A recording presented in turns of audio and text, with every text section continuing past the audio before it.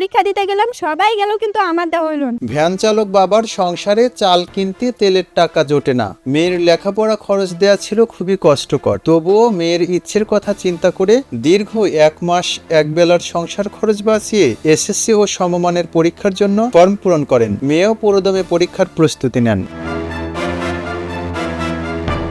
আজ বুক ভরা আশা নিয়ে বাবা মা ও প্রতিবেশীর কাছে দোয়া নিয়ে পরীক্ষা কেন্দ্রে যান জান্নাতুল, কিন্তু বাবা ও মেয়ের সেই কষ্ট পূরণ হয়নি। জান্নাতুল পরীক্ষা দিতে পারেনি, কারণ পরীক্ষা কেন্দ্রে গিয়ে তিনি দেখেন সব সহপাঠী প্রবেশপত্র পেলেও তার প্রবেশপত্র আসেনি। পরীক্ষা না দিয়েই তাকে বাড়ি ফিরিয়ে দেন তার শিক্ষক। পরীক্ষা দিতে গেলাম, সবাই গেল কিন্তু আমার দেওয়া হইল না। কি কারণে? আমার এডমিটটা আসলো না কেন? আমি তো নিয়মিত টাকা চাইছি, আমি টাকা দিয়েছি, আমার বাবা আমাকে নিয়মিত টাকা দিয়েছে, আমি মাদ্রাসায় টাকা দিয়েছি, সবই করে, মানে যা করা লাগে সবই করছি, তবুও কেন আমার পরীক্ষাটা হলো না? রংপুরের মিঠাপুকুর উপজেলার আলিম মাদ্রাসা পরীক্ষা কেন্দ্রে ঘটে এই ঘটনা। পরীক্ষার্থী জান্নাতুল ফেরদৌসের বাড়ি উপজেলার বালুয়া মাসুমপুর ইউনিয়নের সন্তোষপুর গ্রামে। তার এবছর বুজুর্গ সন্তোষপুর কারামতিয়া ফাজিল মাদ্রাসা থেকে এবারে বিজ্ঞান বিভাগে দাখিল পরীক্ষায় অংশ নেওয়ার কথা তার। সামনে আমার মেয়ের পরীক্ষা, লেখাপড়া করবে, একটা স্বপ্ন আছে, স্বপ্ন তা আমার একটা খুব একটা, কত মেয়ের দুঃখ হলে আমার কিন্তু সুখ একটা মনে মনে অনুভব হতো। কিন্তু এখন আজকে মেয়ে কখনো কাছে আমি ইন্টার দেবো, উপরে যাব, কিন্তু একটা কোনো কিছু একটা হলো না। আমি যখন এই যে শুনতে পেলাম যে আমার মেয়ে পরীক্ষার হলে ঢুকতে পাইনি, স্বপ্নে আমার মন ভেঙে পড়ে গেছে।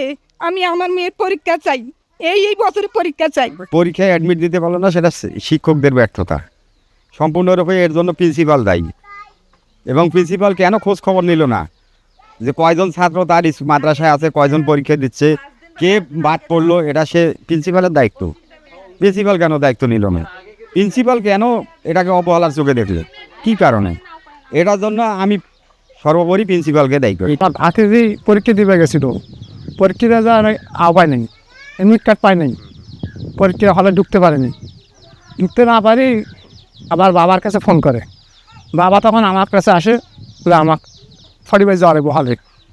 তখন আমি শুধু যাওয়ার রাস্তার মধ্যে প্রিন্সিপাল বলে যে আশা রাখবে না, আপনারা বাইক ফেলে দেন, আমরা যাচ্ছি তোমার বাইক। এডমিট কার্ড আসে নাই কেন?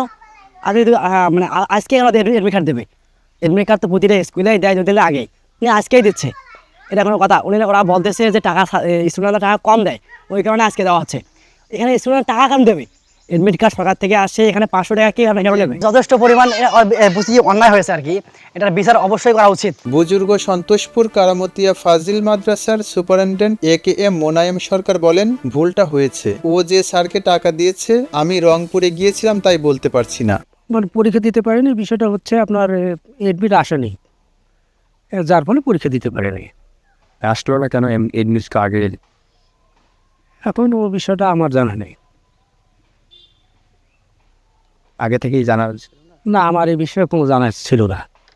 একটু মেয়ে তার বাড়িতে গেছিলেন, মেয়েটা যেহেতু এডমিট আসলো না, বিধায় মেয়েটাকে ওখানে কেন্দ্রে রাখাটা কেমন হয়, সরাসরি একটু পরিবারের কাছে মানে পৌঁছাই দিচ্ছে।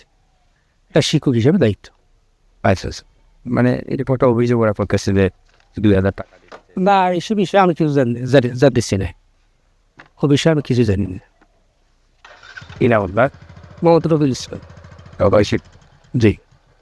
মিঠাপুকুর উপজেলা নির্বাহী কর্মকর্তা মোহাম্মদ পারভেজ বলেন, বিষয়টি আমি জানি না, তবে যিনি করেছেন তার বিরুদ্ধে তদন্ত সাপেক্ষ কঠোর আইনানুগ ব্যবস্থা নেওয়া হবে। খবরের কাগজ, নিখাত, নির্ভীক, নিরপেক্ষ।